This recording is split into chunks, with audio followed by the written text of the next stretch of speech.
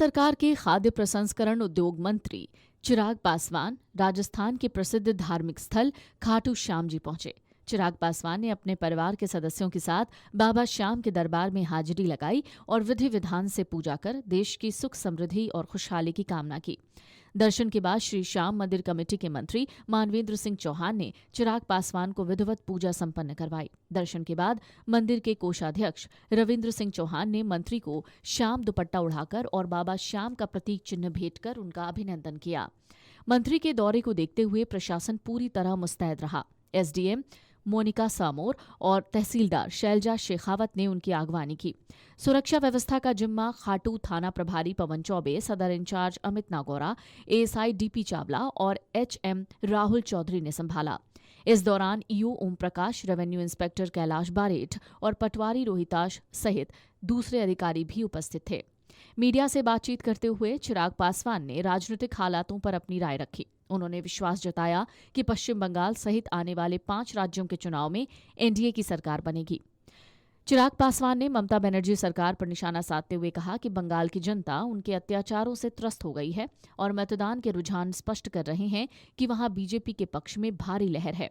उन्होंने जल्द ही आने वाले परिणामों में एनडीए की जिस तरीके से लोगों ने भारी मात्रा में पूर्ण उत्साह के साथ मतदान करने का काम किया, ऐसे में लंबे समय से बंगाल की जनता मौजूदा मुख्यमंत्री ममता बनर्जी जी के नेतृत्व से त्रस्त होकर इस बार प्रधानमंत्री नरेंद्र मोदी जी की सोच वाली सरकार बनाने की सोच के साथ मतदान करने का काम किया।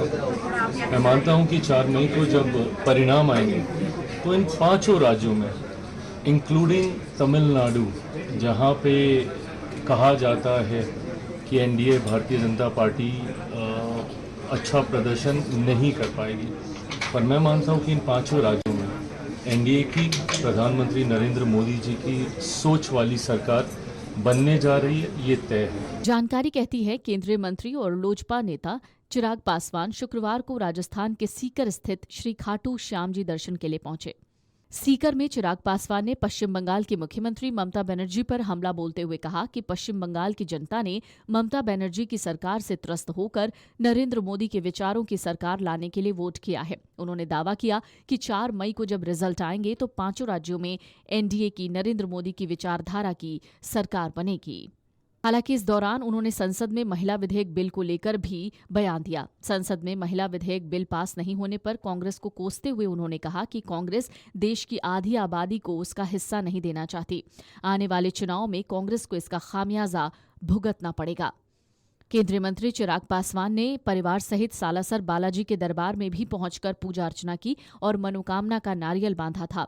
इस दौरान मंदिर के प्रवेश द्वार पर हनुमान सेवा समिति के अध्यक्ष सत्यप्रकाश पुजारी, मैनेजर जीतमल शर्मा, यशोदा नंदन पुजारी ने चिराग पासवान का माला पहनाकर स्वागत किया था।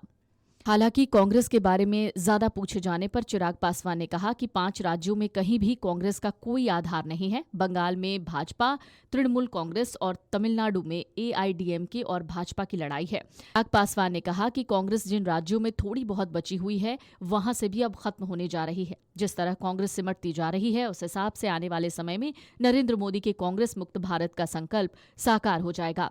राजस्थान और हरियाणा कांग्रेस के गढ़ थे, अब वहां से भी कांग्रेस साफ होती जा रही है।